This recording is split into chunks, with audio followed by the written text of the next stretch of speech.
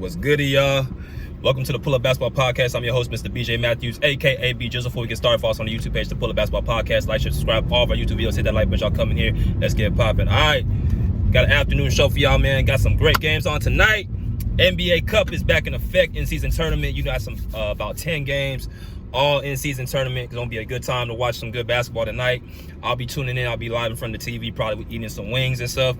But I got some time to talk to y'all, time to chat up with y'all a little bit. I want to talk about the Warriors. I said I was going to talk about them after I made the video against the Mavericks last night, which I got a lot of feedback so far. Got some angry Maverick fans at me right now, but it is what it is, man. This is Car Combos with B Jizzle. This is my way of giving back to y'all, giving my intimate thoughts, getting a chance to be in my whip, you know, my car, you know, getting a chance to be in my thoughts, you know, my mindset and certain things. Let me fix this camera, y'all, so y'all can see the video. My bad, y'all. Let me fix this camera. All right. Hey. All right, stay. All right, let's see if that works. Because somebody asked me in the comments, it's like, bro, is it a good idea for you to have the camera going? I'm like, I got to mount. For y'all, I ain't got to keep moving the camera. I ain't got to look at it. So it's Car Combos with B Jizzle, so you already know what it is. It's gonna be, you know, a camera in the car, duh. But I want to talk to y'all about this with the Warriors, man, because I ain't spoke about them either for the whole season. They're 9-2. They're the second seed in the Western Conference.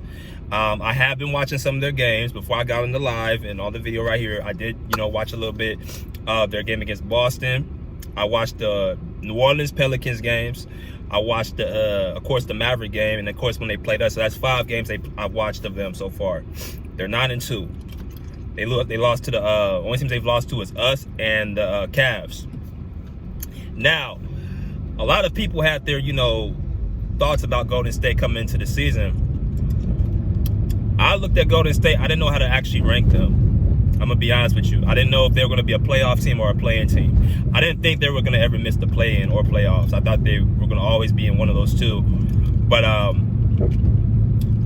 didn't know if they're gonna be a top seed right now. But right now they're playing at a level where they're basically, you know, taking advantage of the opportunity to be in the, you know, the mix, and that's where they're gonna be. They're in the mix right now. They're, you know, with OKC. They were Phoenix, they're with, you know, Denver's in the top 4 as well. Memphis is in there. You know what I'm saying? You got, you know, who else is in the top? Those are the main teams I could think of right now, the top 5 teams. But Golden State's in the mix. And they've had some impressive wins of late. And their players seem to be coming along with, you know, the program. So I'm going to talk to y'all a little bit about what I've been seeing, looking at the statistics and watching these games, and what about Golden State, why they're having so much success. So y'all hang tight. First off,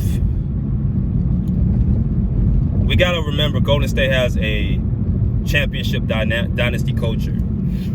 And y'all heard me say this all the time. When I talk about teams and players and, you know, things of that nature, it's about your culture. And what is your culture? What is your values? What is your morality? What's your statement, your mission statement, you know, for your team, right? The Warriors have 4 championships in less than 10 years. I'm gonna say that again. The Warriors have 4 championships in less than 10 years, 10 seasons. This will be the 10th season this year. They got one in 2015. Right? Or 2016, 2018, 2019, and then 2022. 4 championships. 3 of the 4 guys of the core are still remaining. Steph Curry, Draymond Green, Steve Kerr. Of course, Klay Thompson was moved to the Mavericks this offseason. But you still have 3 of the 4 core pieces. 3 of the 4 core pieces, 2 of them are still, quote unquote, very good. I want to say Steph Curry's in his peak, but I think he is in the end of his prime. He's 36 years old. And let's talk a little bit about prime. Prime is determined about the individual. Usually tends to be, you know, between the age of about 28 to about 35, 34, 35, you could say like that's your peak in your prime. But if you're a transcendent player like Steph Curry, a generational talent, there's exceptions to the rules for LeBron James, for Steph Curry, for Kevin Durant. Those players who are playing at a high level right now still, and still, making an impact on their teams in the Western Conference, there's exceptions to those rules. That's why they're the cream of the crop. So you talk about a guy like Steph Curry, he's still there. You got Draymond Green, who I'm going to talk to y'all about, which I think a lot of people have kind of, not really paid attention to who he is.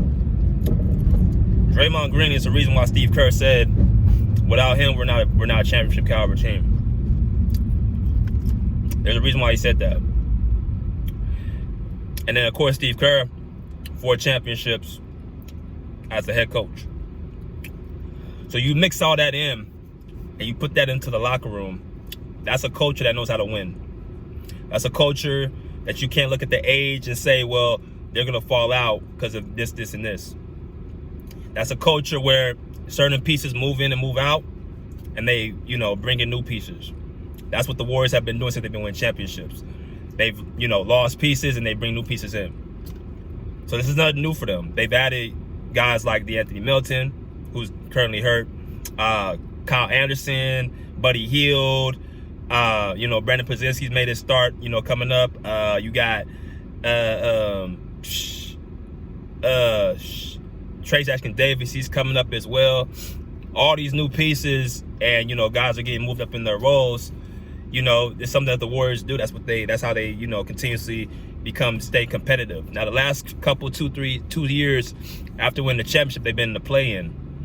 Well, this year it looks like they're trying to make another run, and that's surrounding Steph Curry. Now let me talk to y'all a little bit about what's I've been seeing this year. If y'all look at the statistics for the Warriors right now, they're top 3 in scoring at number 3. They're top 5 in 3-point shooting. They're top 5 in steals. They're top 10 in assists. They're outside the top 10 in turnovers, so they have a good assist-turnover ratio. So offensively and defensively, they've been very, very good. Ever since they lost us to the Clippers, I've seen their whole team turn around. Right? They've won every single game outside of Cleveland. So they have, I don't know if they had like a team meeting or some type of practice or whatever to get their stuff together, but they look like a team that's on a mission. They're playing better defensively, and they're playing like guys are ready for the moment. Now, you guys remember after, the Clippers game, Steph Curry got injured. So that forced to do what? That forced other guys to step up. Buddy Hield had 3 spectacular games against, I think, Utah and the Pelicans. Both 2 games. He had 3 spectacular games against those 3 teams. And I believe Houston as well. So when you max all that in, that gives him confidence as a number. He's a sharpshooter. People forget Buddy Hield for a period of time. I think he was, top percentage in 3-point shooting when he was with the Sacramento Kings. The Lakers wanted, Buddy Hield for a couple years. So he's a very, very good NBA player in the league. So it's not surprising that he can come into a system like Golden State where he's a sharpshooter, he can move without the ball and all that stuff and prevail.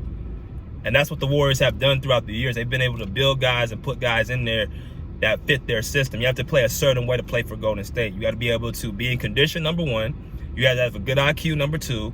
And it helps if you can shoot the 3-point shot, right? You added Kyle Anderson into the mix. They pick up Kyle Anderson because of his IQ. The series against Minnesota last year, there was a lot of things that people seen in Kyle Anderson that don't really get shown up in the stat sheet. But what he does, number 1, he's always there to make the right play. He makes, good screens, good passes. He doesn't turn the ball over often. Yes, he plays slow. He doesn't really fit in the quote-unquote Warriors running gun offense or, high catch and shoot offense. But what he does, he can play as a person in like the glue guy or the person that pins things together like a Draymond Green. With setting screens and, giving good passes and seeing, open players. That's how he fits in the system. You can't be dumb and play in the Warriors system. offensively, you can't be dumb. You have to be able to play and keep up, right? So you added Kyle Anderson, you added DeAnthony Melton, who's a quote unquote very, very good, solid defender. So obviously, defensively, Golden State, that's what they lacked out the last few years, at least the last couple years, right? So you added another defensive guy to match Gary Payton II, right? That's two defensive, very, very good on-ball players, right? And then you go into the players that are returning, the Brandon Podziemskis, the Trey Jackson Davises, right? The Jonathan Kumingas, who was struggling at the beginning of the season. And I think the reason why he was struggling was because Andrew Wiggins is now starting to come back into his own, right? The beginning of the season, Andrew Wiggins was playing out of his mind. As recently, though, he's been kind of dealing with some back issues, but still, in watching the games against Boston, against the games against the Mavericks, right? The games against I don't know if he played against did he play against the Pelicans? No, he didn't play against the Pelicans. But but against the Mavericks and the Celtics especially, I saw Andrew Wiggins defensively making an impact. And for the Warriors to be able to get back into championship form, they're going to have Andrew Wiggins be back what he was in 2022, right? Because he brought two-way ability to be able to give you 18 to 20 points while guarding the opposing team's best player. But because of the last couple of seasons with Andrew Wiggins dealing with the death of his father and his, illness and things of that nature, I think that's a big reason why the Warriors have kind of fell down, because his production in play. But now that he's back and he's starting to, get back into his own footing and he's playing with more, more with a purpose, you can see the Warriors take that leap back into what they were before. Now, let me talk to y'all about Draymond Green. I think people got to remember Draymond Green, because regardless of the antics and what you guys want to say about him, with the, ejections and stuff like that, which is more imbalance is fair. A lot of people want Draymond Green off the team. But I always thought about, it felt like to me, the Warriors chose Draymond Green over Klay Thompson. Now, how Warrior fans feel about that is kind of case-by-case basis. But to me, from the outside looking in, they chose Draymond Green over Klay Thompson. They chose Draymond Green over Jordan Poole. For y'all that don't know, Steve Kerr was telling me before the move even happened that Draymond Green was going to resign with the Warriors. And then it comes out 2 days later he resigns with the Warriors. Right?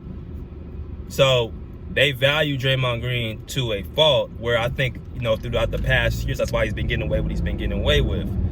It ain't just so simple as people are scared of him. I think they see the value he brings to the basketball court, and the Warriors winning 4 championships, that doesn't come with everything's, peaches and cream all the time. There was a lot of confrontation. There was a lot of tough moments. There's a lot of things that, goes into that. So they chose to, let Klay Thompson go and bring Draymond Green in, unfortunately. And you see the value. Even in the games this year, I've seen him, he guarded Zion Williamson 2 straight games. Very effective, right? He's a smart defender. This is a former defensive player of the year. Multiple defensive all teams. He still can play defense at a very, very good level against, guys between positions 3 and 5. Right? You guys seen him last year guard, or you see him guard Jason Tatum. I saw him guard Jason Tatum as well. He's gonna guard the most toughest opponents between those positions, him and Andrew Wiggins, right? And that's something that you just can't find, and that's something that the Warriors just never really had, a guy who can guard positions 3 through 5. And then also the chemistry between him and Steph Curry is just something where you could tell Steph Curry's not dumb. He knows that he needs Draymond Green to be, to do what he does. Come off of screens, get cleaner looks, make more passes. A guy that knows the playbook as well as he knows it. That comes with a lot of chemistry. These guys been together for a decade. You can't just plug somebody in and say, okay, do what Draymond Green can do. Make precision passes. as many assists he's averaging, I think 5 point something, and then he's only turning the ball over at 1.8 rate. He's not even turning the ball over 2 times a game. But he's giving you 1 block a game. He's giving you 1 steal a game. Right? He's giving you 8 points a game. He does a lot of stuff for your ball club. So now that you brought in Trayce Jackson Davis, another athletic big who's pretty, willing to listen, it's a lot of stuff that the Warriors have this year that was different from last year. Shout out to my boy Bruce for saying the Warriors are going to, make a splash this year, because it's definitely looking like it. Now, to Steph Curry. Notice how I named all that stuff before I even got to Steph Curry. It's like I said, Steph Curry had a left ankle sprain when he faced us. And then after that, that's when Golden State made their run. So that's there to show you that they have more than a team than Steph Curry. Now, of course, Steph is the best player on the squad. Don't get it twisted. But I'm saying they have other pieces that seem battle-tested. And that's why they're, winning these games, and they're, becoming more and more, fluid. They're becoming more fluid. And Andrew Wiggins is back into what he's, supposed to be. But Steph Curry's averaging 23 points per game right now. The last 3 games have been great games for him as well, against the Mavericks, against the Celtics. He was very dominant in those games. So, it's seeming like offensively and defensively they're clicking. As great as their offense is, their defense is clicking at the same rate. So, yeah, the West is wide open, and Golden State look like they're going to be in that position, and it's a testament to their experience. It's a testament to their championship pedigree. It's a testament to having, of course, a guy like Steph Curry in those big moments, those big television games. It's a testament to them having guys like Andrew Wiggins who can play both ways of the ball, and Draymond Green who can play somewhat both ways of the ball.